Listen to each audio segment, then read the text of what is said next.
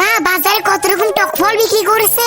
এই দাঁড়াও না, আমি অনেক রকম ফল কিনবো। ঠিক আছে, তুমি যাও, পছন্দ করে নাও। কত বড় বড় আমলকি, আবার এখানে বড় বড় সাইজের আম। আমি তো সমস্ত নিয়ে যাবো এখান থেকে। আমলকি গুলো যখন মাখা করে খাবো কি ভালো লাগবে। দাদা 1 কেজি আমলকি দিবে? ঠিক আছে বোন, তুমি একটু দাঁড়াও, এখনই ওজন করে দিচ্ছি। একটা খেয়ে দেখি। ওরে বাবা কি টক, আর হেভি খেতে। একটু আমও নিয়েছে 1/2 কেজির মতো। আরে মা আবার হুড়মুড় করে ঘরের ভিতরে কি নিয়ে গেল? একবার গিয়ে তো দেখি। এই দেখ বাবু আম, আজকে আমরা আম মাখা করবো। এই আমটাকে পুরোপুরি ভাবে সুন্দর মতো কেটে নিয়েছি।